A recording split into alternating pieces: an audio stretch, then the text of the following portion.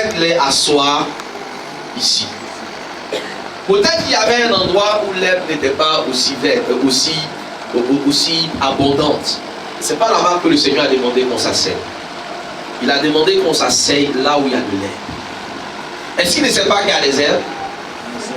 Il sait ou il ne sait pas? Il sait ou il ne sait pas? Il sait. Ok. Est-ce qu'il ne sait pas que ton âge est avancé? Il sait ou il ne sait pas? Est-ce qu'il ne sait pas que toutes les personnes de ta génération sont déjà mariées? Il sait ou il ne sait pas? Est-ce qu'il ne sait pas que jusqu'à présent tu as tout essayé et rien n'a marché? Et cependant il te demande encore de retourner et de faire ce qu'il te demande. Il le sait. Et donc ce n'est pas à toi de justifier par rapport à l'obstacle qui est en face de toi. Tellement de personnes pensent qu'à cause des difficultés, ils devraient pouvoir être compris ou comprises. Il y a beaucoup de personnes comme ça.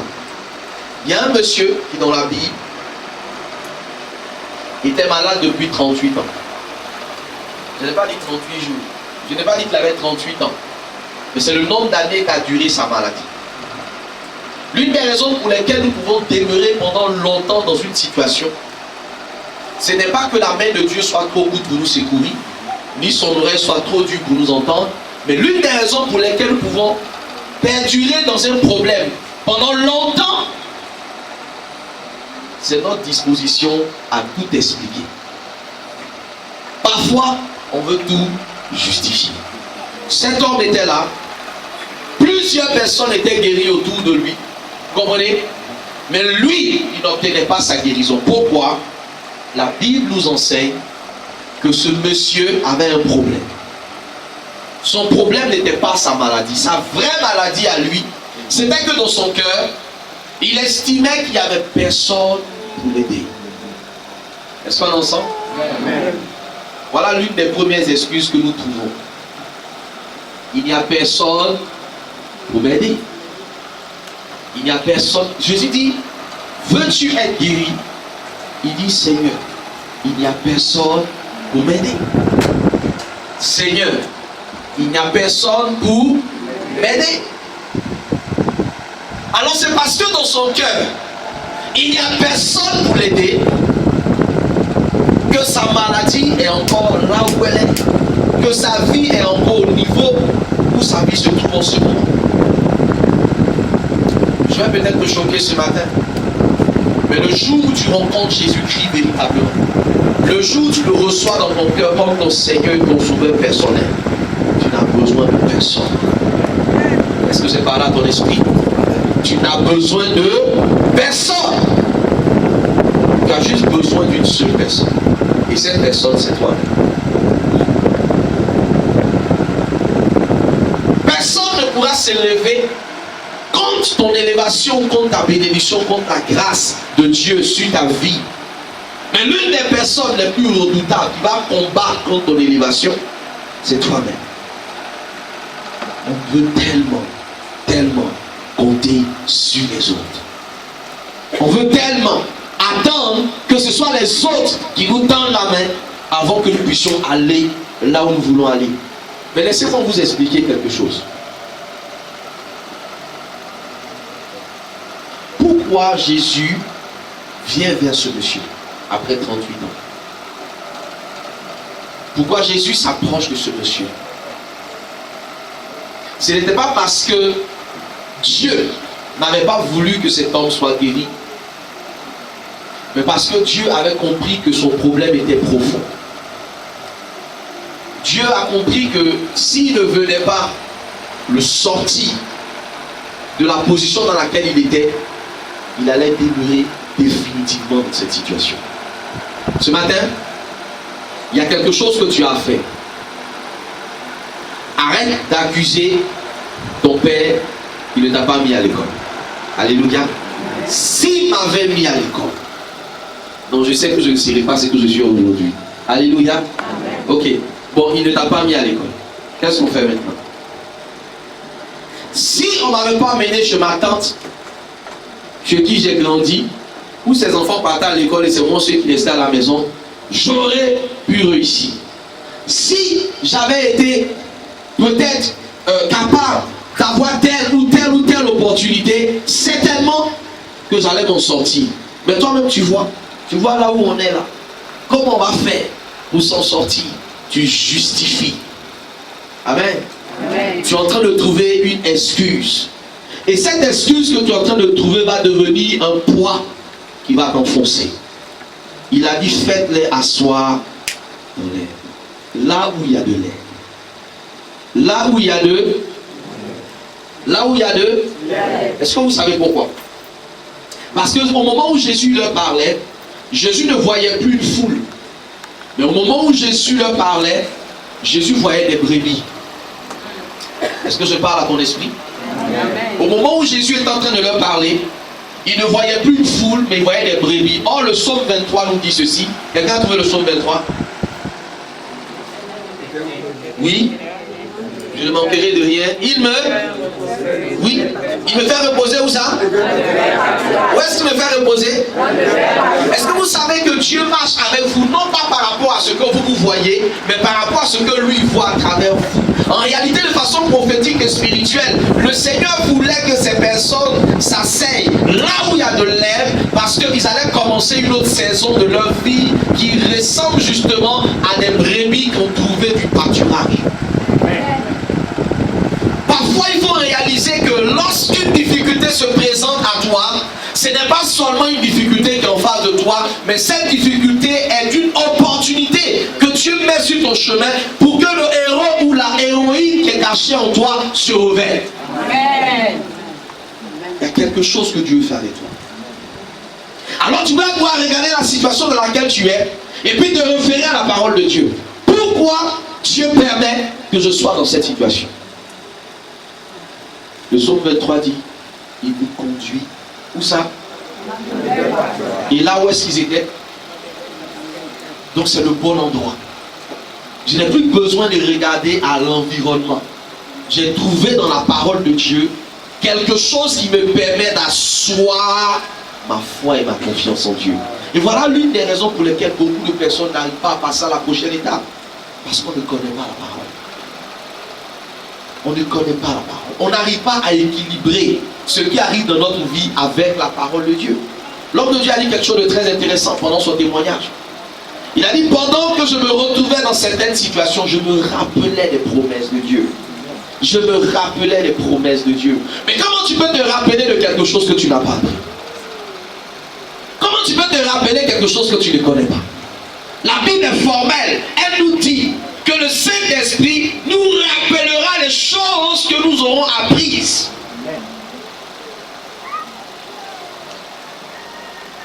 Il y a une saison qui arrive maintenant où ce n'est pas une affaire d'onction. Ce n'est pas une affaire d'inspiration. C'est une affaire d'avoir ta Bible, un cahier, un stylo, un dictionnaire en français et puis d'apprendre à te cultiver. Une fois que le Seigneur a fini le problème spirituel dans ta vie, il faut que maintenant toi-même tu te lèves et que tu commences à travailler sur ton retard. Une fois que le problème spirituel est réglé dans ta vie, tu t'es rendu compte peut-être que tu as accumulé un retard. Tu t'es rendu compte que peut-être à cause du problème spirituel qui était dans ta vie, tu n'as pas pu aller à l'école. Mais les cours du soir sont là. Est-ce que je parle à ton esprit? Tu peux commencer à rattraper ton retard. Tu peux le faire. Mais les chrétiens sont trop paresseux.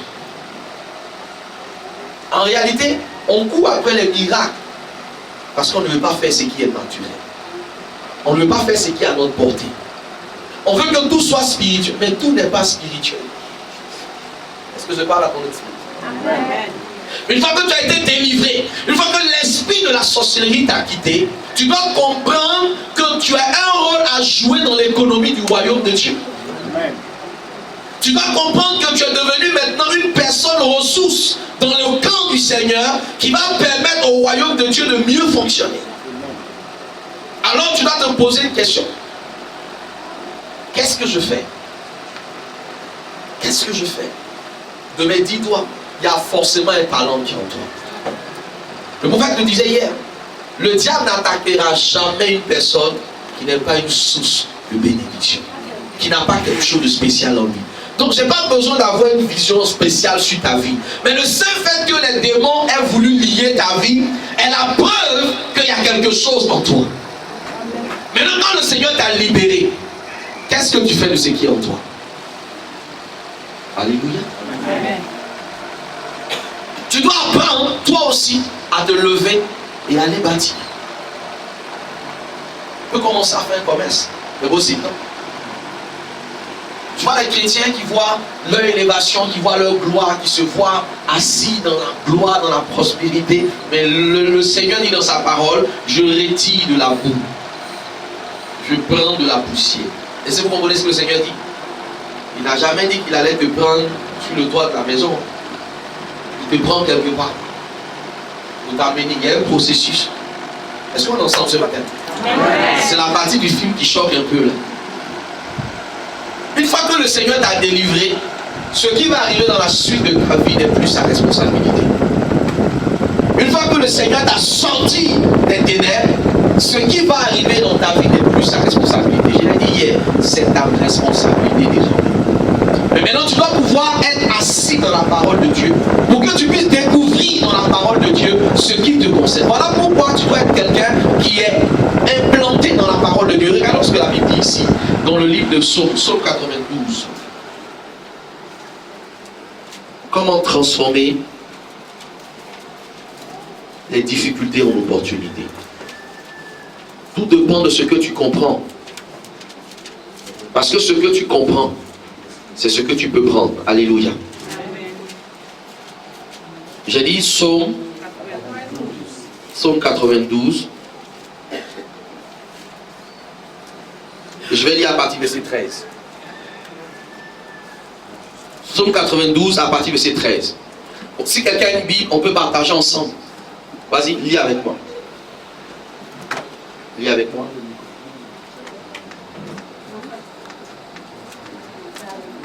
Allons-y. Le juste croisse comme le palmier, il s'élève comme le cèdre du Liban. Vous voyez, la Bible dit que les justes ici, ce sont les chrétiens.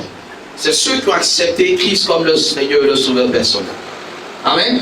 Le juste, c'est celui qui a été justifié par le sang de Christ à la croix. Amen. C'est celui qui a été délivré de la puissance des ténèbres. Est-ce qu'on est ensemble? On est toujours là? Touche quelqu'un de toi et dis-lui, tu es injuste. Touche quelqu'un de toi et dis-lui, tu es injuste.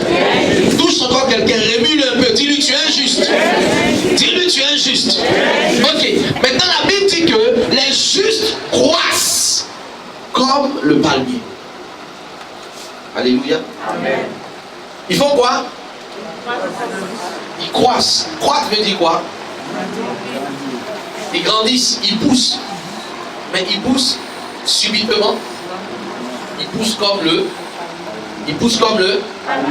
Dans cette région-là, on plante le palmier. Donc, je sais que je parle à des personnes qui maîtrisent le palmier. Qui peut nous expliquer un peu comment le palmier pousse? Rapidement. Le prophète m'a indiqué quelqu'un qui est dans le domaine même. Tu es dans le domaine? Ah, cacao, ok. Palmier. Bon, vas-y, explique-nous un peu. D'abord, pour que le grain de palmier pousse, il faut d'abord l'enfouir dans le sol. Ok. Première chose importante, avant que le palmier que tu vois ne puisse sortir et te donner sa production, la première chose que je cherche à faire, c'est de faire quoi? C'est de l'enfouir. Il a dit un terme très important, l'enfouissement. C'est de le faire disparaître. Est-ce que tu as compris ce que je suis en train d'expliquer? Est-ce que tu es juste? Est-ce que tu es injuste? Est-ce que tu es d'accord que tu es injuste? La première chose que tu vas chercher à faire, c'est de chercher à t'enterrer. Mais enterrer quoi? Enterrer la graine. La bonne graine. La bonne graine. Ah, d'accord. La première chose que tu dois chercher à faire, c'est de fouiller dans ta vie et de retrouver tout ce qui peut être un ennemi de ta croissance et enterrer ça. Amen. Regarde, peut-être ta manière de parler aux gens, peut être un ennemi de ton élévation. Les gens qui pensent que parler mal là, c'est une gloire. y ait commencé comment ici. Vous voyez? Tu n'es pas converti en réalité. Tu n'es pas converti. La conversion, c'est un changement radical entre une étape précédente et une nouvelle étape. Une fois qu'on parle de conversion, ça veut dire que l'ancienne nature a disparu. C'est ce que la Bible nous dit dans 2 Corinthiens 5, à partir de verset 17 et suivant. Si quelqu'un est en Christ, les choses anciennes sont, et toutes choses, les deux ne peuvent pas fonctionner en même temps. C'est l'une des raisons pour lesquelles tu vis toujours l'ancienne vie que tu as et que tu as toujours les anciens résultats. C'est parce que la vie ancienne, là, tu n'as pas décidé que ça passe.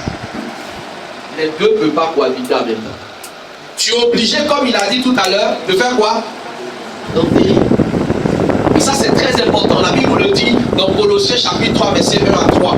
Si donc Christ habite en vous, faites disparaître, faites mourir tous vos membres qui sont sur la terre. Donc il y a un effort qui n'a rien à voir avec Dieu. Ça, c'est toi-même maintenant qui regarde dans ta vie et qui constate que, par exemple, tu as un problème encore avec la colère. Tu as un problème encore avec la rancune. Tu as encore un problème, par exemple, avec le fait de ne pas pouvoir pardonner. Et tu décides toi-même d'enterrer ces choses. Enterrer veut dire de laisser tomber ces choses. D'accepter que oui, toi aussi, on peut te parler et que tu ne réponds pas. Ça, c'est un choix. Ça n'a rien à voir avec jeûne, ça n'a rien à voir avec la prière, ça n'a rien à voir avec l'huile d'onction. Tu peux même boire 1 litre d'huile d'onction.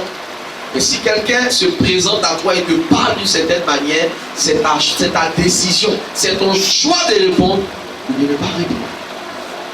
En ce moment, tu vas faire appel à un fruit qu'on appelle le fruit de l'esprit. C'est dedans que se trouve la tempérance, la maîtrise de soi. Quelqu'un comprend ce que je suis en train de dire?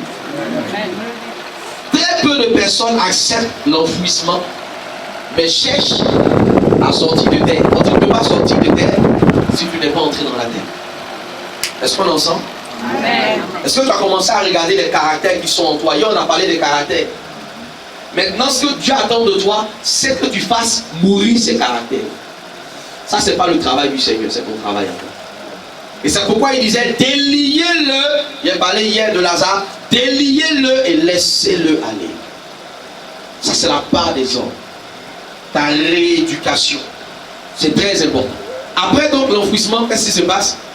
Quand on a mis en terre. Quand on a mis la graine dans la terre, oui, on cherche à nettoyer. Très bien. Parce que, bon, là, non, ne va pas loin. Ça, c'est ce que tu es en train de dire là. Tu fais trop. Vous voyez? Tu as mis en terre, mais ça ne suffit pas d'avoir mis en terre. Maintenant, qu'est-ce qu'il faut faire? Il faut veiller à ce que tu ne développes plus autour de ta vie qui vont réveiller ou qui vont étouffer la graine qui doit sortir. Vous voyez? Donc il y a un effort que tu fais en toi. Il y a un deuxième effort que tu fais autour de toi. Est-ce qu'on est ensemble? J'en ai parlé un tout petit peu à la dernière veillée. N'est-ce pas? J'ai parlé des personnes qui doivent quitter ta vie. C'est important. Tu ne peux pas vouloir être comme le palmier et ne pas faire ce premier travail autour de toi. Est-ce que tu nettoies le champ autour de toi? Est-ce que tu nettoies autour de toi? Ce nettoyage-là aussi, c'est le travail maintenant de la prière. De rester constamment dans la présence de Dieu. C'est la présence de Dieu, c'est l'amour de la présence de Dieu qui va t'aider maintenant à faire ce nettoyage autour de toi. C'est la parole de Dieu que tu entends. Ce sont les enseignements que tu entends qui vont te donner cette nouvelle force et cette nouvelle capacité de faire le nettoyage autour de toi. Parce que si tu es toujours connecté aux mêmes personnes qui te donnent les mêmes conseils bizarres, qu'est-ce que tu attends d'extraordinaire? Ta vie ne progressera pas. Ta vie n'ira pas de l'avant. On va faire délivrance sur délivrance, mais tu resteras la même personne. Parce que tu ne changes pas. Tu ne cherches pas à nettoyer autour.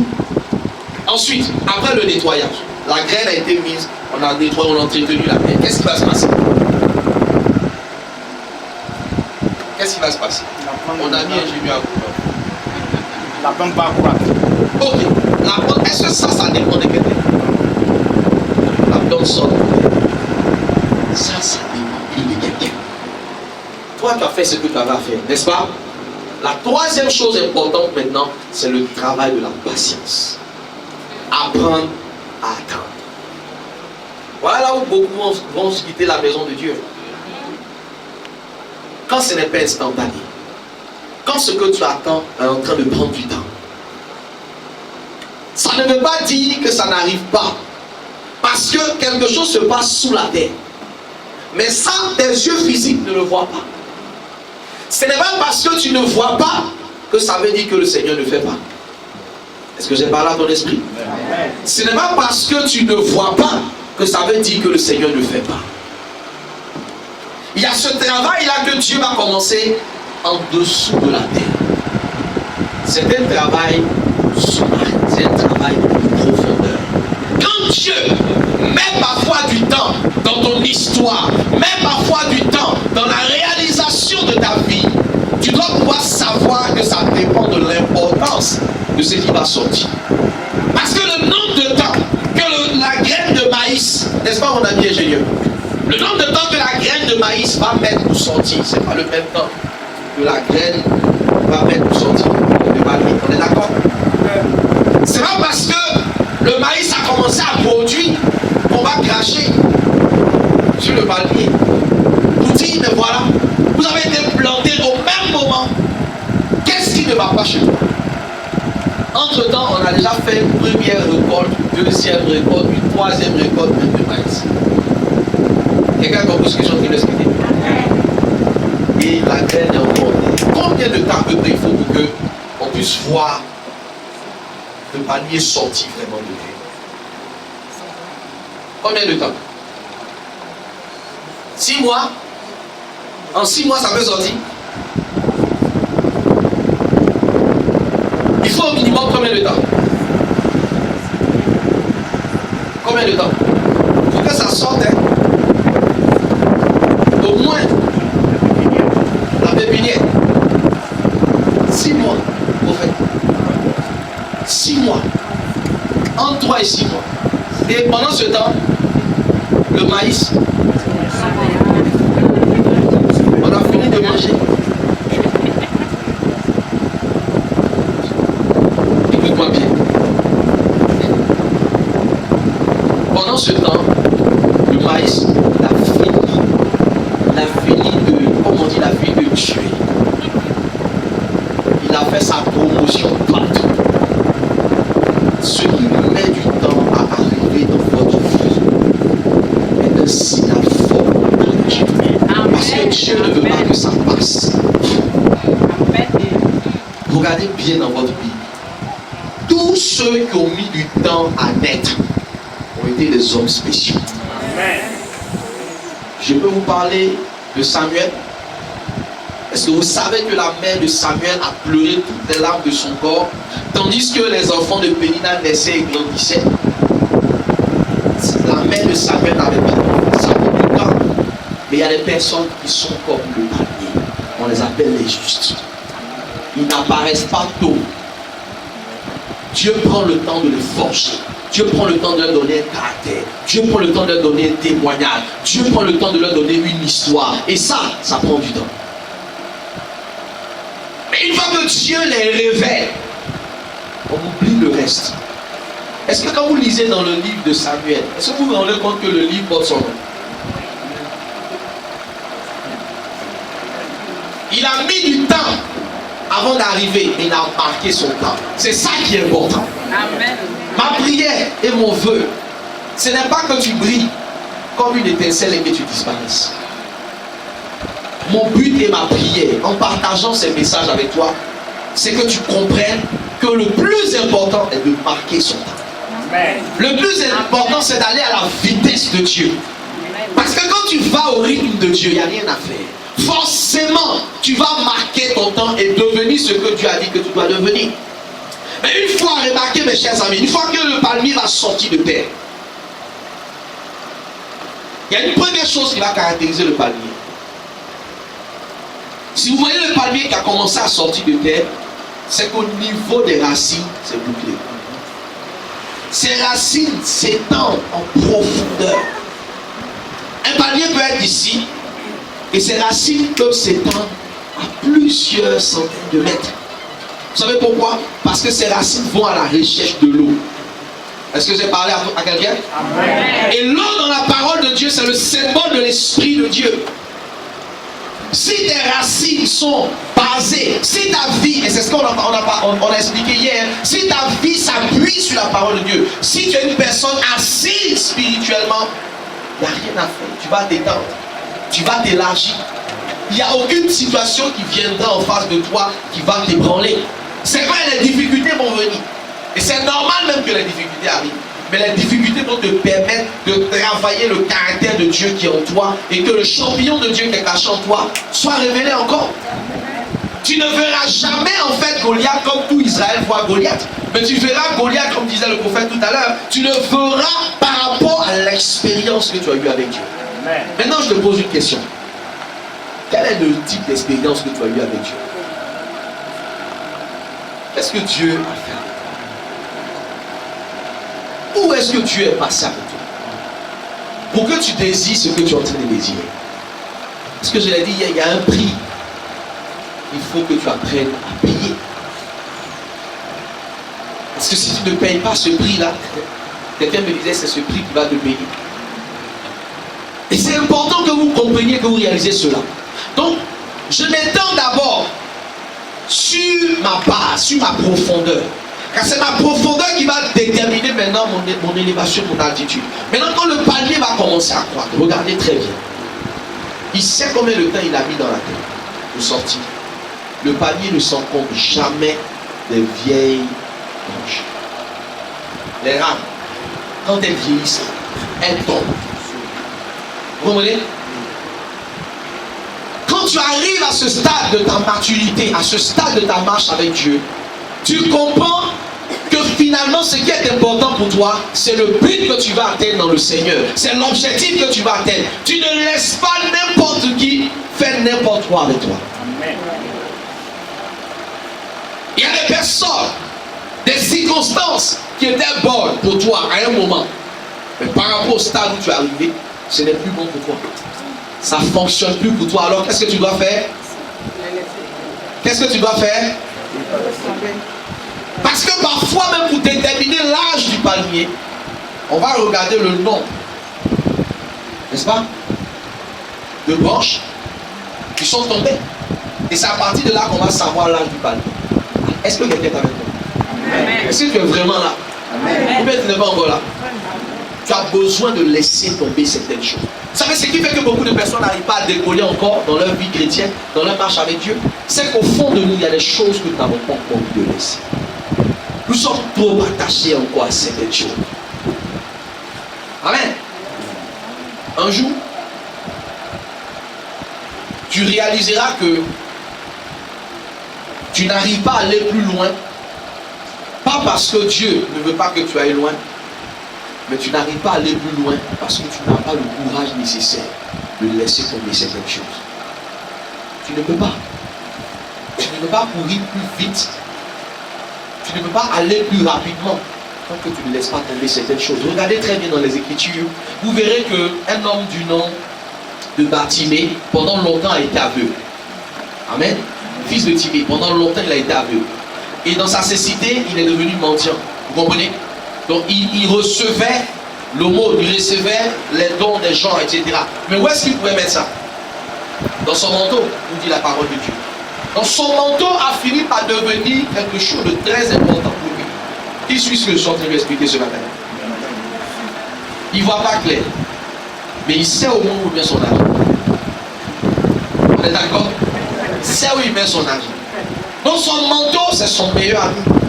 Son manteau, c'est sa défense, c'est son avenir, c'est son compte bancaire.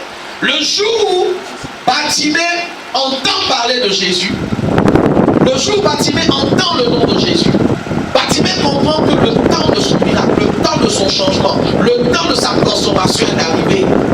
Et il appelle Jésus au secours. Il dit, Seigneur, viens me sortir de la situation dans laquelle je suis. Amen, amen. Amen. Amen. Amen. Mais maintenant, Jésus ne vient pas vers Bartimée. Jésus est là où il est et il dit à Bartimée, lève-toi et viens. Amen, amen. Il dit, lève-toi et viens. Bartimée va se lever, mais il sent qu'il y a quelque chose qui le motive, quelque chose qui pèse sur lui. Vous voyez? Il se lève, ça fait des années qu'il met ses pièces, mais les pièces ça pèse comme ça. Est-ce que quelqu'un est avec moi?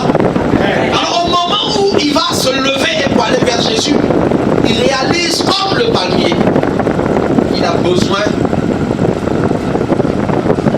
de laisser tomber quelque chose. Ce qu'il va laisser tomber, c'est sa vie. Ce qu'il va laisser tomber là, ça travaille. Je le disais au culte dimanche dernier, c'est facile. Quand le Seigneur te demande de quitter quelque chose qui ne t'arrange pas, là c'est rapide là. Et toi, mais ça ne t'arrangeait pas. Mais quand il te demande de quitter quelque chose qui a de la valeur, qui a du poids et qui a de l'importance, c'est là que tu dois comprendre que cette chose-là se compare à Dieu dans ta vie. Est-ce que j'ai compris ton amen? Est-ce que j'ai compris ton amen? Écoutez, Dieu dit dans sa parole en Exode chapitre 20, il dit, tu n'adoreras pas un autre Dieu devant ma face. Beaucoup de personnes pensent que quand Dieu parle de ça, il parle du fétiche chez toi à la maison. Oui, le fétiche, tu peux le chasser de ta maison. Amen. L'idole de la famille, même tu peux renverser. Il y a quelque chose qui te coûte cher, qui est dans ton cœur. Amen, amen. Celui-là, il se compare à Dieu. Ça peut être un caractère, ça peut être un comportement, ça peut être une... Et j'insiste à ce séminaire-là sur le pouvoir du caractère, du comportement et de l'attitude. Parce que beaucoup de chrétiens oublient que ce seul élément-là peut les ramener encore 20 ans, 30 ans en arrière. Tant que tu n'as pas abandonné cette mauvaise habitude, tu donnes encore le droit, et on a parlé de porte d'entrée, tu donnes encore une ouverture à l'ennemi de venir le frapper dans ta vie et de repartir. Alors qu'est-ce que Bartimée a fait? Il a laissé tomber son manteau et la Bible dit que d'un bond il se leva et il alla vers Jésus. Vous voyez, c'est parce qu'il a laissé tomber le manteau qu'il a pu faire des bonds. Il n'a pas marché, il n'a pas traîné. Ce qui fait que parfois ma vie traîne, ce qui fait que parfois les choses mettent du temps à arriver. Je dois me poser la question de savoir, est-ce qu'il n'y a pas un manteau? Est-ce qu'il n'y a pas un manteau qui est lourd, qui m'alourdit et qui fait que je n'arrive pas à aller de l'avant? Parfois on est dans l'église, on ment comme des, je ne sais pas. Le mensonge nous fatigue. Des fois on va essayer d'aider Dieu, on complète les témoignages. Même ce que Dieu, il est Dieu. Tu n'as pas besoin de l'aider. Laisse Dieu faire jusqu'au bout. Est-ce que quelqu'un est avec nous? Amen. Le mensonge peut être une arme redoutable que le diable utilise contre toi. Il est parti, il n'y a pas de problème. Mais il a en toi des choses qui lui appartiennent. Est-ce que tu comprends? Et tant qu'il y a quelque chose du diable en toi, il a le pouvoir de venir. Jésus se lève et il dit, en Jean chapitre 17, il dit, le prince de ce monde se lève, mais il ne trouve rien en moi. Le diable peut t'attaquer, il n'y a pas de problème. Mais il ne peut pas réussir son attaque contre ta vie s'il ne trouve rien en toi. Or, qu'est-ce que le diable peut trouver en toi? Un comportement, une attitude ou un caractère qui favorise sa présence. Est-ce qu'on est ensemble? Amen. On se parle toujours. Amen. Maintenant, remarquez une autre chose dans le palmier. Je passe à une autre étape dans le palmier. C'est que le palmier va toujours conserver sa fraîcheur.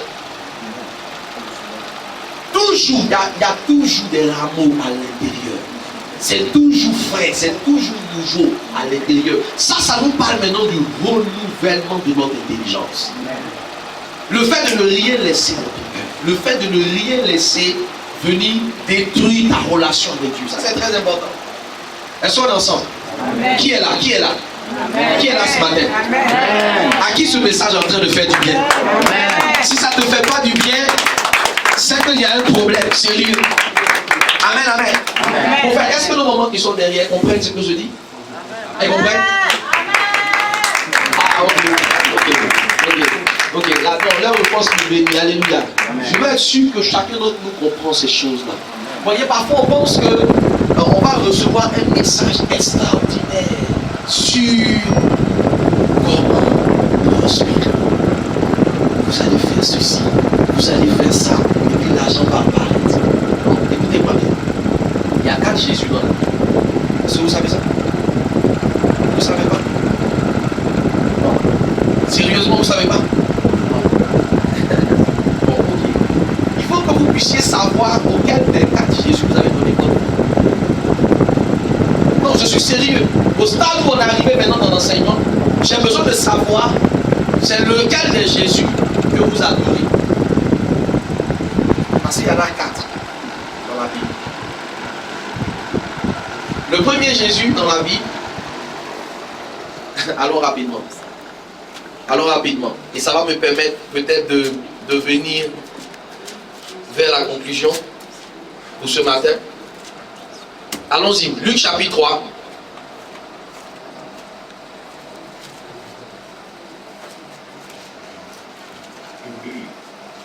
Luc chapitre 3. Et nous allons lire à partir du verset 28. Pour nous arrêter au verset 29.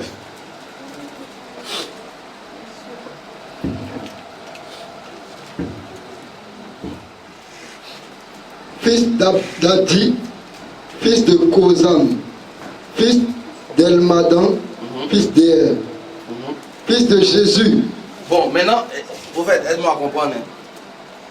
Fils d'Eliezer. Non, reprends la partie là. Fils de Melchi. Fils de Nelchi, Fils d'Adi. fils d'Adi, Fils de Kozam. fils de Kozam, Fils d'Elmadam. fils d'Elmadam, Fils d'Er. fils d'El, Fils de Jésus. fils de Jésus. Est-ce que tu as compris ça? C'est dans ta Bible. Hein?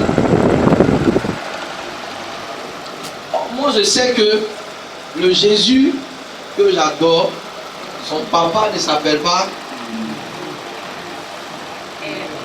Éel.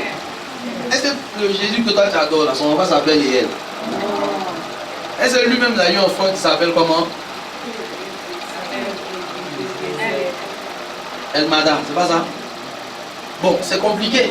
Moi, je sais que le Jésus que j'adore, c'est pas un Jésus ancestral. C'est pas un Jésus historique dont le père s'appelle et dont l'enfant s'appelle. Non. Maintenant, il y a un deuxième Jésus. Il y a un deuxième Jésus. Acte chapitre 13, verset 6. Donc, voyez, si c'est au premier Jésus que tu as donné ta vie, tu ne vis que des histoires. Parce que lui-même, c'est un Jésus historique. Il est mort, il se cherche dans sa descendance. Si c'est à ce Jésus que tu as donné ta vie, tous les jours, tu vas être en train de raconter ton passé avant. Nous, quand on a commencé à faire d'église, non, c'est pas ce que vous êtes en train de faire maintenant. Ok. Mais aujourd'hui, qu'est-ce qui se passe? Ceux qui ont donné leur vie à ce Jésus-là, ils n'ont qu'un passé, ils n'ont pas de présent ni d'avenir. Quelqu'un est avec moi? Okay. Le deuxième Jésus que j'ai vu dans la Bible, vas-y. Oui, Acte chapitre 13, verset 6. Oui, verset 6. Ayant ensuite traversé toute l'île jusqu'à Paphos, Oui.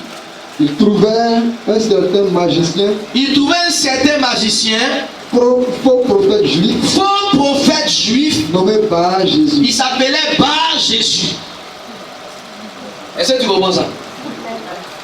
C'est un juif. Il n'y a pas de problème. Jésus aussi était un juif. Sauf que celui-là, okay, il était prophète aussi. Jésus était prophète. Mais la Bible dit que c'était un faux prophète et un magicien. Un magicien, c'est quelqu'un qui ne t'explique pas comment les choses se passent, mais un coup ça arrive. Mais la manière ça apparaît là, c'est comme ça aussi ça disparaît. Est-ce qu'on est ensemble ce matin? Donc si c'est à ce Jésus-là que tu as donné ta vie, tu reçois des prophéties. Mais ce sont de fausses prophéties. Ce Jésus-là peut te donner des prophéties. Et on en voit plein partout. C'est pour ça qu'à ce niveau, à ce stade de ta maturité comme le palmier, tu dois faire attention. Qu'est-ce qui t'a dit? La prophétie ou la parole? Qu'est-ce qui t'a dit? La magie ou la vie? Parce que dans la magie, il n'y a pas de processus. J'ai expliqué ça hier. Il faut faire très attention à tout ce qui tombe dans ta vie sans que tu ne saches comment c'est arrivé. Tu dois savoir exactement, retracer l'histoire de ce qui est arrivé dans ta vie. C'est très important. Donc vous voyez, les personnes qui adorent ce Jésus-là, c'est les personnes qui croient que les choses tombent du ciel. Voilà. J'ai entendu une prophétie, il faut que ça se réalise le lendemain matin. Mais la prophétie a un processus d'accomplissement. Ce que Dieu t'annonce aujourd'hui, il te l'annonce par rapport aux dispositions dans lesquelles tu étais au moment où il t'annonçait ça. Dieu a dit, je te bénirai, parce que certainement tu étais dans une attitude qui a apporté cette parole-là vers toi. Et il dit très clairement dans sa parole, dans Ézéchiel 18, que si le juste se détourne de la justice pour commettre le mal, le bien qui était sur le chemin pour arriver dans sa vie se transformera en malédiction.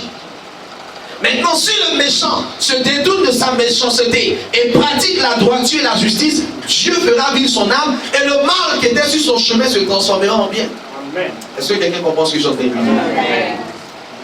Donc, si au moment où tu recevais la prophétie, tu étais dans la présence de Dieu, tu priais, tu étais correct, et qu'après avoir reçu la prophétie, tu tombes maintenant dans l'assouplissement, la prophétie n'est plus pour toi. La prophétie n'est plus pour toi. La prophétie attend de retrouver la personne à qui elle s'est adressée.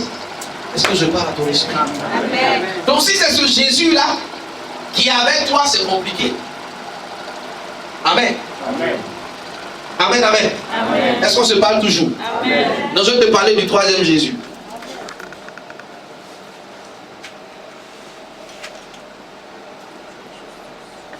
On prend Actes chapitre 1, verset 23.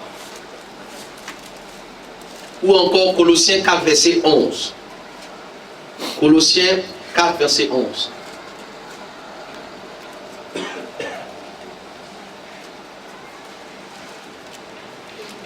Colossiens 4, verset 11. Oui, Colossiens 4, verset 11.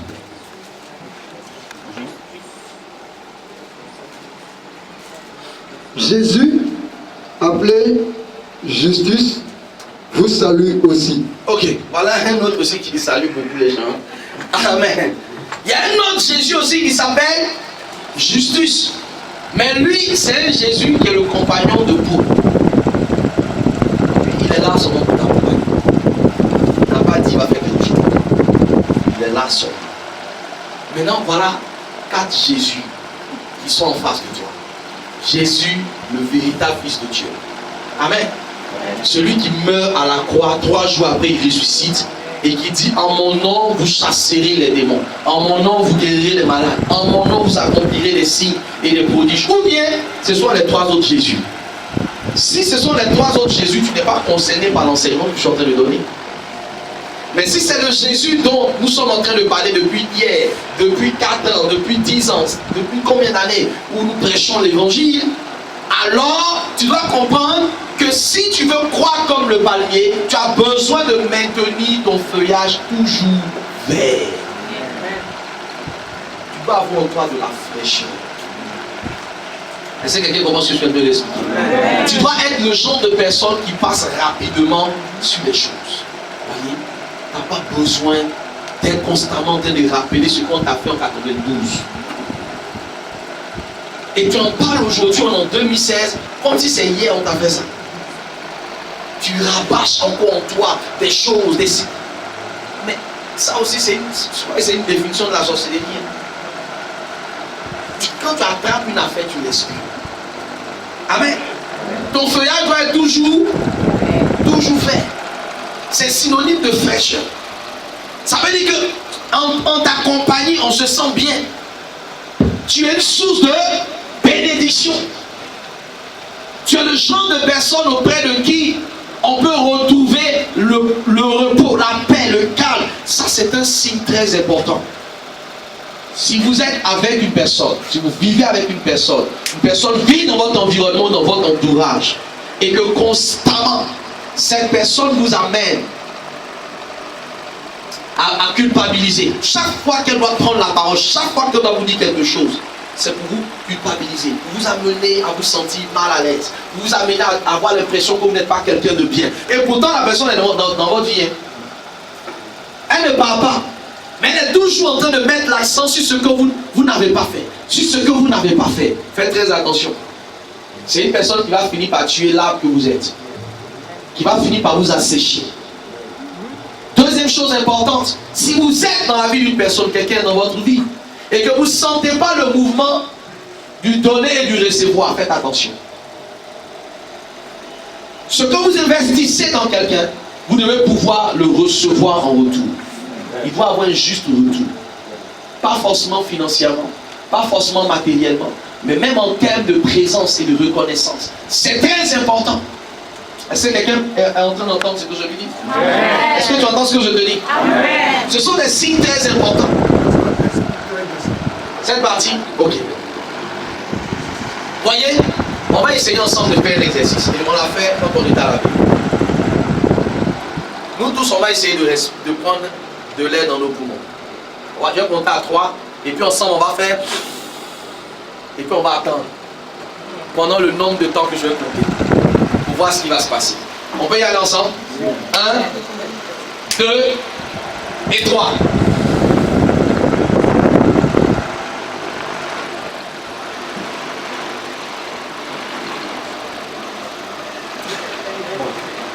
On commence à revenir.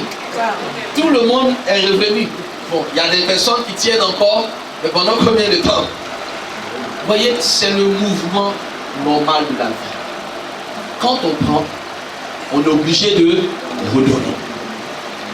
Est-ce qu'on est ensemble? Quand on prend, on est obligé de rendre. Si on ne rend pas, la vie s'arrête. Si on ne rend pas, on commence à s'étouffer. Et quand on commence à s'étouffer, on ne se sent plus bien. Soit on libère, bon, elle a fini par libérer. Hein?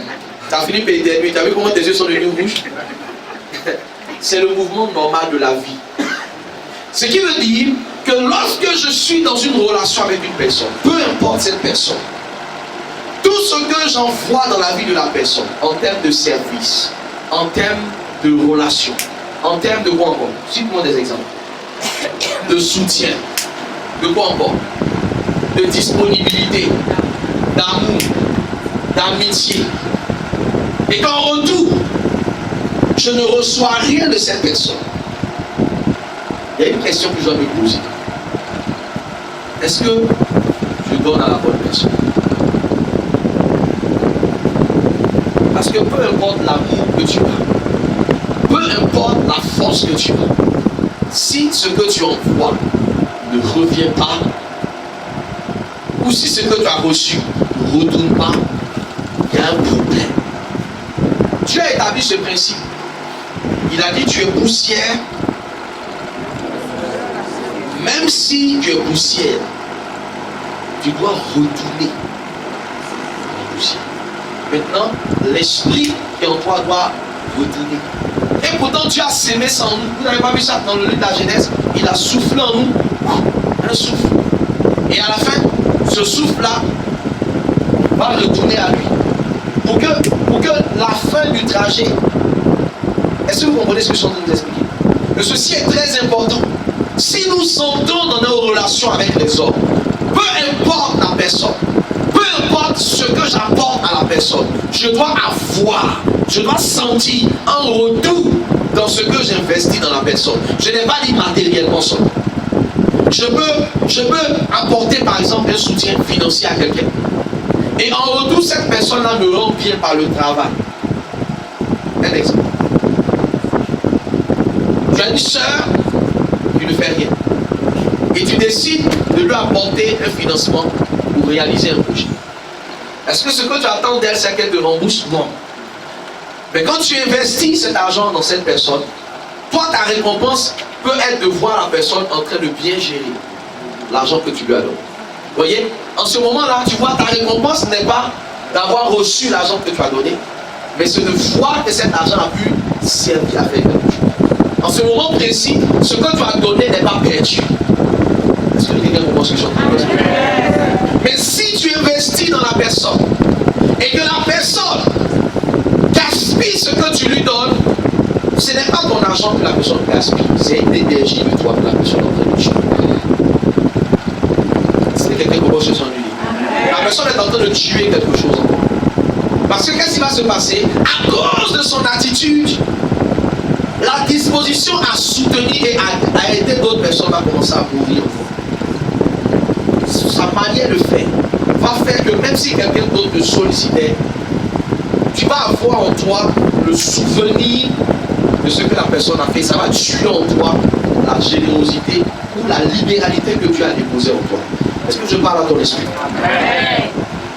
Tu comprends bien ce que je suis en train d'expliquer? Donc ce que tu sèmes, tu dois le moissonner. C'est un principe spirituel. Donc s'il n'y a pas de retour, alors comme j'ai dit, la première question que tu dois te poser, c'est est-ce que c'est la bonne personne?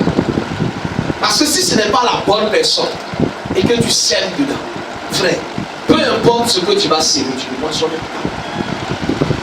C'est pourquoi il y a la nécessité d'avoir le discernement. Vous voyez? De l'autre côté, laissez-moi vous dire ceci. Qu'une fois que vous avez reçu quelque chose, et j'enseignerai la prochaine fois dans les principes spirituels, il n'y a rien qui est gratuit sur cette terre. Ne vous méprenez pas. Rien n'est gratuit sur cette terre. Même quand on vous dit, par exemple, venez à tel programme, comme celui dans lequel nous sommes, c'est gratuit. Il y a une organisation. Il y a quelqu'un qui a dû mettre des moyens pour que ça se fasse. Est-ce que vous comprenez? Donc, si tu participes à un programme comme ça, ce que Dieu peut-être attend de toi, ou ce que tu peux faire et qui va faire du bien à la personne qui organise, c'est ta présence. Vous voyez? Mais la personne organise, la personne se saigne et tu ne viens pas. Et pourtant, c'est pour toi que la personne le fait. Est-ce que tu comprends ce que je suis en train d'enseigner? La personne est en train de te donner quelque chose. Mais en retour, qu'est-ce que toi tu fais? Tu méprises ce que tu as reçu. Et voilà ce que Jésus va enseigner. Il dit, ne jetez pas vos perles précieuses à des ponceaux. Ça veut dire que le Seigneur lui-même sait que ce n'est pas à tout le monde qu'on doit faire du bien. Et pourtant la Bible dit faites du bien. Mais la même Bible nous montre que ce n'est pas à tout le monde qu'on fait du bien.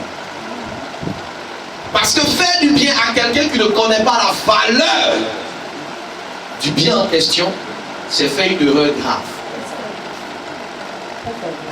Est-ce que je parle à ton esprit?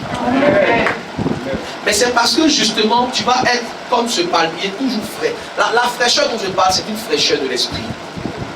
Si tu ne gardes rien dans ton esprit, si ton esprit est toujours libre, c'est comme un téléphone. Si je suis en ligne avec toi, et personne d'autre ne peut t'appeler et t'avoir au téléphone, on dira la ligne est occupée. Pour que je puisse prendre un autre appel, qu'est-ce que je dois faire? Je vais raccrocher avec toi. Est-ce que quelqu'un comprend ce que je l'explique? Écoute-moi bien. Il y a de nouveaux appels qui doivent arriver dans ta vie. De nouvelles personnes qui doivent venir améliorer la vie que tu as. Il y a de nouvelles connexions qui doivent entrer dans ta vie pour que tu ne sois plus jamais la même personne. Mais avant que ces choses-là n'arrivent, tu dois accepter de raccrocher rapidement avec les personnes qui empêchent ta vie d'aller de l'avant. Tu dois raccrocher. Si tu ne raccroches pas, ce n'est pas possible. Dieu lui-même dans sa grande puissance ne peut pas. C'est pourquoi il demande qu'on puisse faire la repentance avant que lui n'entre dans notre vie. Parce que la repentance et la délivrance, c'est raccrocher avec le diable. Tu commences à communiquer avec Dieu. Mais tu ne veux pas raccrocher. Toi, ce que tu fais maintenant, vidéoconférence, comment on appelle ça? Conférence avec plusieurs personnes. Toi seul, mon même téléphone. Tu es en conférence, multiconférence avec plusieurs personnes. Tu dois raccrocher.